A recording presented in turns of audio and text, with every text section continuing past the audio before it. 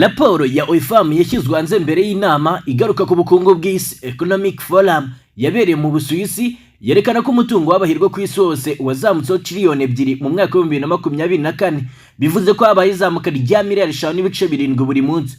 Ubushakashatsi bwerekanye ko ku isi hose havutse abahirwe bashya 204 batunze miliyari y'amadolari kuzamuka. Muri bo 74 bakomoka muri Leta Zunze Ubumwe za Amerika, aho umutungo w'abahirwe bo muri Amerika wazamukaga miliyari 3.9 buri munsi mu mwaka wa 2024. FAM yanagaragaje ko hejuru ya 1/3 cy'umutungo ufitwe n'abahirwe batunze miliyari y'amadolari kuzamuka ukomoka mu mirage y'umuryango. Bamwe mu bahirwe bayiriwe by'agahebuzo n'umwaka wa 2024 barimo Elon Musk, bitewe n'imbaraga z'ibigi bye mu guhindura isi. Elon Musk niwe muherwe wa mbere ku isi n'akiyabo ka miliyoni 440.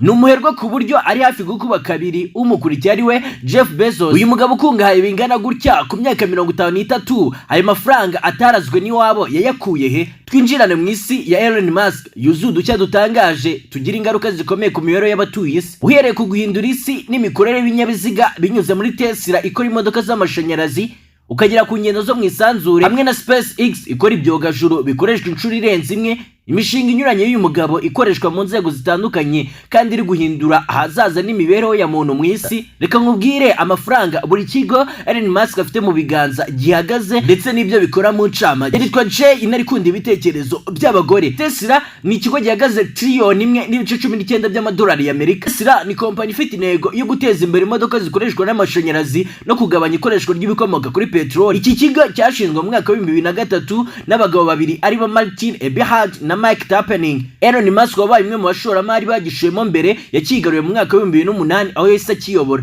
Tesla ikora imodoka z'amashanyarazi zigezweho, ibikoresho byo kubika ingufu z'amashanyarazi battery, ndetse n'ibikoresho bifasha mu gukoresha ingufu z'amashanyarazi. Iyo company izwiho guhanga udushya no gukora ibikoresho birengera ibidukikije. Mu mwaka wa 2024 Tesla yagurishije imodoka zingana miliyoni 1.7, mu gihe mu mwaka wabanje wa 2023 yagurishije miliyoni 1.8. Ibi byatumye iza ku mwanya wa kabiri muri 2024 mu ruganda rwagurishije imodoka nyinshi z'amashanyarazi inyuma y'uruganda rw'Abashinwa rwa BYD rwagurishije miliyoni 1.76. Ikigo cya kabiri cyitwa SpaceX gifite agaciro ka biliyoni 350 z'amadolari y'Amerika. SpaceX ni kompanyi yashinzwe na Elon Musk mu mwaka wa 2002, ikaba ikora ubushakashatsi no gutanga serivisi zijyanye no kohereza ibyogajuru mu isanzure. Intego yayo ni uguteza imbere ikoranabuhanga ry'ingendo zo mu isanzure, kugabanya ikiguzi cyo kohereza ibyogajuru no kugeza abantu ku mugambi wo gutura mu mubumbe wa Mars. SpaceX izwi cyane ku bw'ibyogajuru byayo bikoreshwa inshuro nyinshi nka Falcon 9 ndetse na gahunda yayo ya Starship izifashishwa mu ngendo z'igihe kirekire. Iyi company kandi inatanga serivisi za internet binyuze muri gahunda ya Starlink. Ikigo cya gatatu cy'uyu mugabo Elon Musk cyitwa Twitter cyangwa se X. Iki kigo gifite agaciro ka biliyoni 41 y'amadolari y'Amerika. X yahoze yitwa Twitter, ni urubuga nkoranyambaga rwashinzwe mu mwaka wa 2006 rushingwa n'abagabo bane aribo Jack Dorsey, Noah Glass, Biston na Evan Williams. Mu mwaka wa 2022 urubuga rwaguzwe na Elon Musk miliyari 44 z'amadolari ya Amerika. X ikoreshwa mu gusangiza amakuru, ibitekerezo no kuganira mu buryo bwihuse. Uru rubuga Elon Musk yaruhinduriye izina mu mwaka wa 2023 ahindura n'imikorere yarwo, arugira urubuga rufite intego nyinshi zirimo gutanga amakuru no guhanahana ibitekerezo, gukora ubucuruzi n'uburyo bwo kwishyurana, gukoresha ikoranabuhanga ry'ubwenge bukorano cyangwa se AI.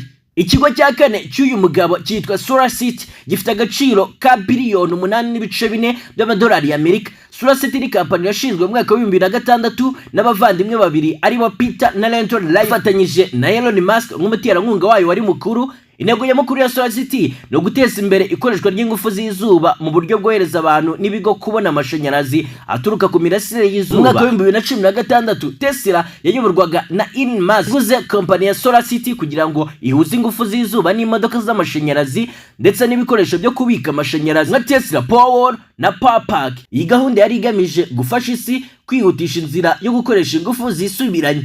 Ku mwanya wa gatanu w'ibigo bya Elon Musk ari ikigo cyitwa The Boring Company. Agaciro kacyo ni biliyoni 5.7 by'amadolari y'Amerika. The Boring Company ni company yashinzwe na Elon Musk mu mwaka wa 2016.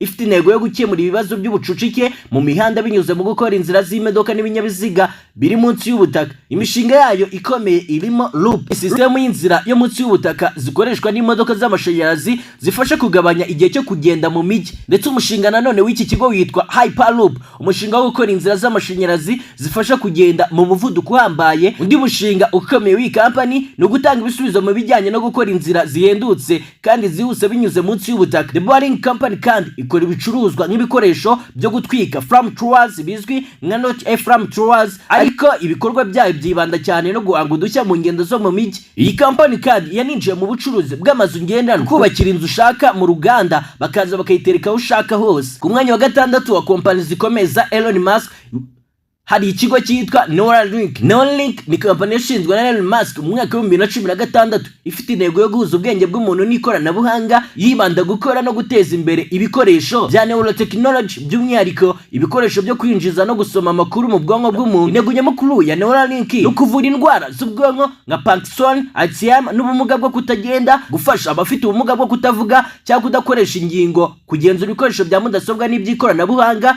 guhuza ubwenge bw'umuntu n'ubwenge bukorano kugira ngo abantu bashobore gukomeza guhangana n'iterambere ry'ikoranabuhanga, gukora amarobo azajya yifashishwa mu buzima bwa buri munsi yaba mu ngo cyangwa mu kazi. Neuralink iracyakora ubushakashatsi n'ibizamini kugira ngo izamure ubuzima bw'abantu binyuze mu buhanga buhanitse mu bijyanye n'ubwonko. Ku mwanya wa karindwi ibigo bikomeye ni nacyo kigo cya nyuma cya Elon Musk cyitwa Bitcoin. Bitcoin ifite agaciro ka biliyoni 1.5.